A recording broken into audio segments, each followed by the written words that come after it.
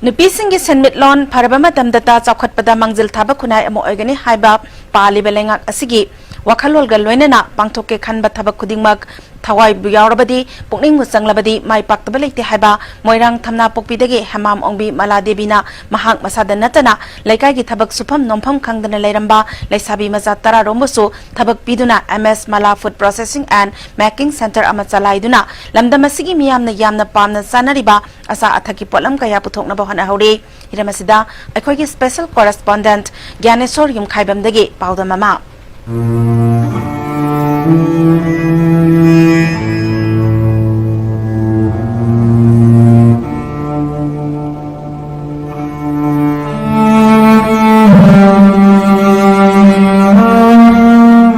Badu duk cara me duk sahabat dina diangang amama tahu di yunggi manage tahu bangamoy asapot sahabat tamu kala hai badegi eno sukan mayam da dum thaba khotpa hau badegi dum mayam na dum pambo oi badegi dum sigi simpham si dei phajana khona di mai pak pasu yai na khan badei angang mayam si dum thabak pining ba hai batare aisa ahan bada angang moy amani katang hanai gi mateng panghalame adu dei sum market ta sum pot bi base mayam na pamba oi khatna ba hai batare ko pose adudai aina dum angang makhai se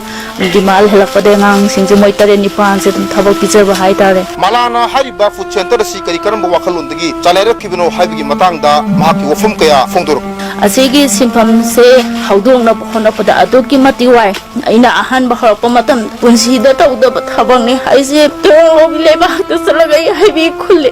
mina kadai deno malana aigi na haibadu ima ipas laite yumi ipas laite aigi no pana saigi mateng tawbidi asumai na wana ikong thungba isa mohan ge na hona zawde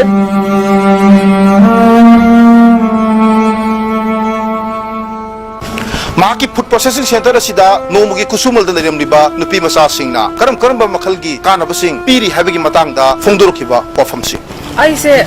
12 losin jaraga phi tu jaram bane phi tu bada hojikti corona gi matam oibanina phi de lebina jemala gi pose yawaga marup kitang honda so ma taw kitang kana sayana yawjaba ai school kari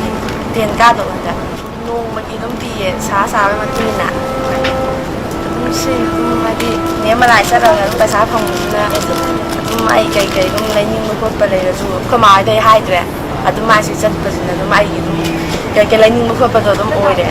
pot ki item de aduki matigi ame feeding kabo sahau kabo mangal habis badam mangal singju manga candies ki home candies hai ge item de ayam na loina suye dai puthoi ba item mayam si dai tamba khotpa de amata natte isagi knowledge na semi ba item mayam se ai chemical ge oba pote amata yaute local ge oba masu thomorol jira asidegi hena ya to pamata hapte aduga ai ge pose ngasi semi ba pot mayam se ngasi adum nangdaram tha diba ngasi semaga numit asuni thamba haibadu de amata leite saribo asa thak mayam se ai horel yol kanda hai semna pose yol pa paisa sina mulang du ai si asa pot packing to ri se ai men se leita bani na candle do ne seasonare poti mayang ge order de mala du poro hai bangata adu dai ngon paisa gi problem se to ki matik le lamdam se chief minister na nupi singbu thak wang pukhutuna makhoi gi chanaba sinpham sing piduna lamdam asi shenmitlonda chawkhatpa miramdam ga compete tawna ba horaba matamda mipum khudimakta thabak pi ba haibasi oithok tabna maram oraga asigumlaba entrepreneur kaya sida lengaki oiba maikaidagi mating pangnana bagi pakaliba dugumlo scheme sing adudagi hairiba